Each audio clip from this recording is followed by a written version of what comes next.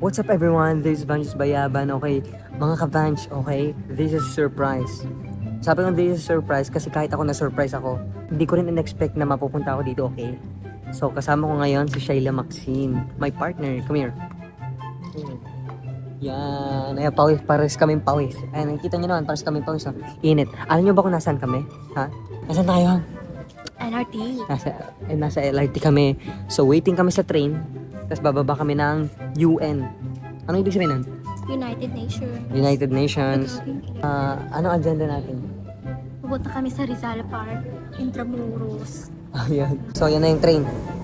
Let's go. Samahan nyo kami. Let's go. Takpan mo na.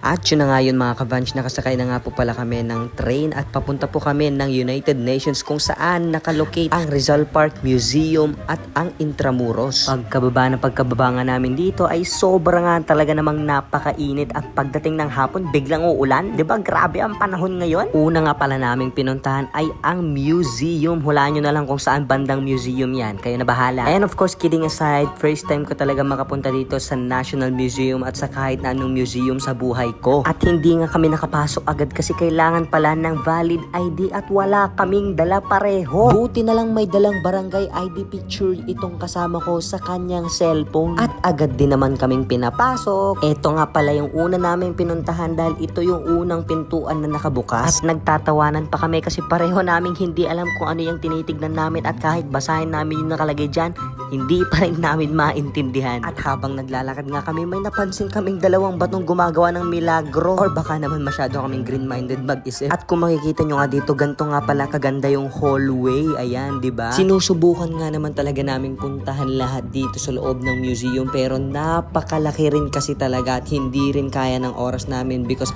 we only have one day na magkasama, you know. At gaya nga ng nabanggit ko sa inyo kanina, pupunta pa po kami ng Intramuros at syempre ng Rizal Park. At dito nga ay kinekwentuhan niya ako ng sinaunang banig na ginagamit ng mga tao dati. Pero base experience ko, naranasan ko humiga dyan. Naabutan ko pa yan, no? Kaya mag-comment ka naman kung naabutan mo pa yung ganyang klase ng mga banig. At sa mga meron pa rin hanggang ngayon. And of course, fast forward na tayo para sa hindi nakakaalam. Paglabas mo nga pala ng museum, nandito lang sa harap sa tawiran ang Rizal Park. And again, this is my first time ever na nakarating dito sa mga lugar na to. Minalas lang dahil habang nakatambay kami at nakaupo dito, biglang umambon. Kaya naman dali-dali na kaming umalis at naglakad. Buti na lang may dala kaming payong na ginamit namin kanina sa initan. Kaso nga lang biglang tumigil yung ambon nung umalis na kami. Ang galing, di ba? Ngayon siguro, nagtataka kayo kung bakit kami naglalakad at saan kami papunta. Eto siya, reklamo ng reklamo, naka-heels pa naman ako, siya nakasapatos. Tingnan mo, reklamo pa yan, reklamo der yarn. Paano ba naman kasi na hindi magre-reklamo yung tao mula LRT hanggang museum, tapos museum hanggang Rizal Park,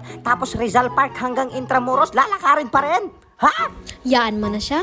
Pero at least nakahanap pa rin kami ng resto, aka restaurant. Bad trip pa naman yan siya. Pero okay lang, at least experience is worth it. Dito na lang din namin sinulit ang oras namin sa Intramuros Restaurant. Kasi ito na rin yung huling destinasyon sa lakad namin ngayong araw. At dahil dyan, pwede na ako maging tour guide. Tour guide? Wah!